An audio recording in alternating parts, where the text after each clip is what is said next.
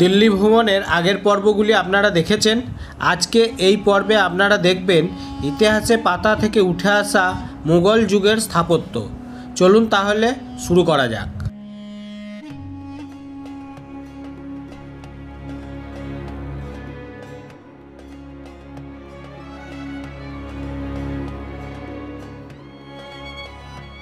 আমি এখন এসেছি দিল্লির অন্যতম ঐতিহাসিক স্থান দিল্লির লাল কেল্লাতে।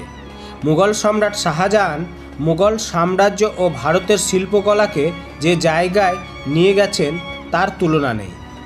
এই লাল কেল্লা তার অন্যতম নিদর্শন। কেল্লাতে ঢুকতে গেলে কোনো মাইক্রোফোন বা কোনো ক্যামেরা স্ট্যান্ড নিয়ে ঢুকতে দেবে না।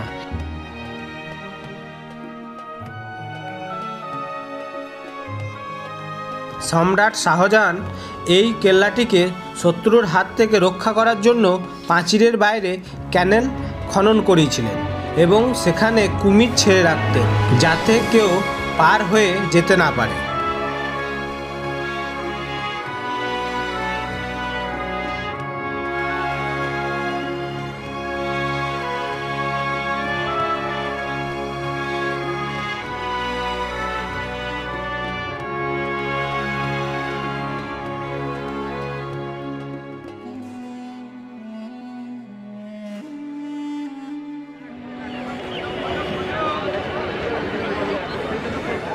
আমি এইমাত্র টিকিট দেখিয়ে ভিতরে ঢুকলাম। শুধু লাল কেল্লা দেখার জন্য টিকিটের মূল্য 50 টাকা, আর মিউজিয়াম সহ লাল কেল্লা দেখার জন্য 80 টাকা দিতে হবে। আমার সামনে যে গেটটা দেখা যাচ্ছে এই গেটটা দিয়ে আমি প্রবেশ করব, আর এই গেটটার নাম হচ্ছে লাহুরি গেট। আর এই লাহুরি গেটের দুই পাশে দুটো কামান দেখতে পাওয়া যাবে।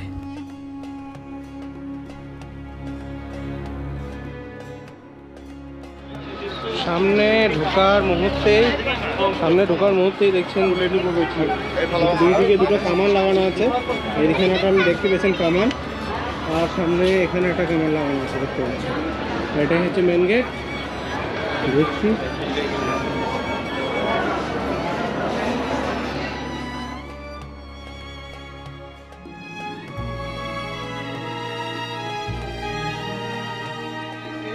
লাল কেল্লার সামনে গেট, আমি যেখানে ঢুকবো দেখতে পাচ্ছেন খুব সুন্দর, পুরো রেড একদম। আমি এখন যাচ্ছি চাত্তা চক বিনা বাজারের দিকে। এই হলো চাত্তা চক মিনা বাজার। সম্রাট শাহজাহান তার দুটি মেয়ে রোশনারা ও জাহানারা জন্য এই বাজারটি তৈরি করেছিলেন। এখানে শুধু মেয়েদেরই জিনিস পাওয়া যেত, আর এই বাজারে শুধুমাত্র মেয়েরাই বিক্রি করত। এখানে ছেলেদের প্রবেশ নিষিদ্ধ ছিল।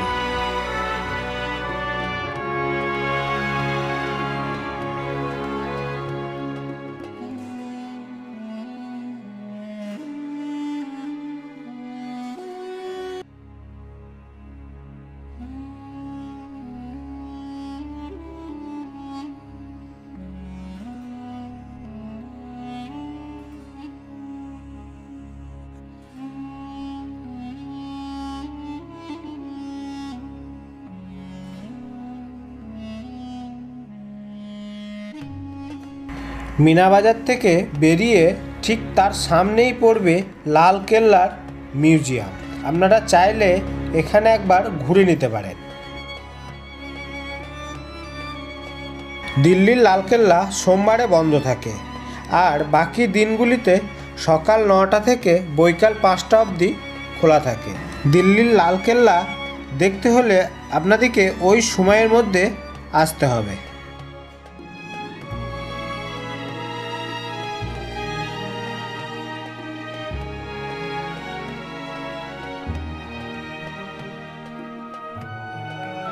যমুনা নদীর ডান সাইডে লাল পাথর এবং লাল মার্বেল দিয়ে এই দুর্গটি নির্মাণ করিয়েছিলেন শাহজাহান।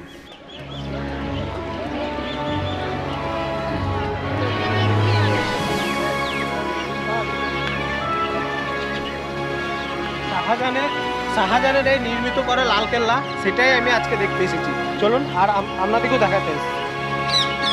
আর ভিডিওটি স্কিপ না করে অবশ্যই ভালোভাবে দেখতে থাকুন। আরও সুন্দর সুন্দর ভিডিও আমার চ্যানেলে আসতে চলেছে।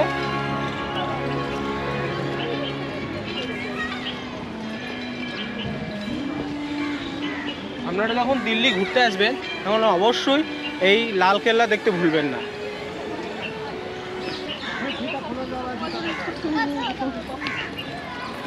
জুতা বিগ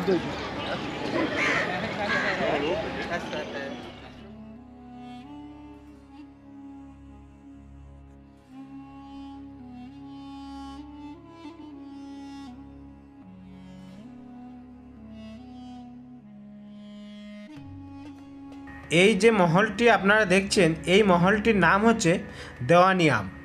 এটি সাধারণ মানুষের জন্য খোলা।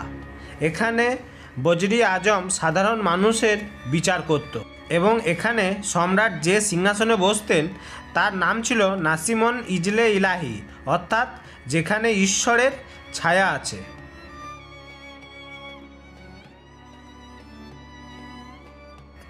আর এই মহলটি হলো দেওয়ানি খাস। এখানে শাহজাহান মন্ত্রী, সেনাপতি ও তার খাস লোকের সঙ্গে এখানে দেখা করতেন। এবার যে মহলটি আপনাদেরকে দেখাবো সেটি হলো রংমহল। এই মহলটি অনেকটাই বড় ছিল। এর ভিতর দিয়ে বয়ে যেত নহরি বইস্ত, যার বাংলার মানে হলো স্বর্গের সরোবর, যার জন্য মহলটি ঠান্ডা থাকতো। পরে ইংরেজরা এই মহলটিকে রান্নাঘর বানিয়েছিল।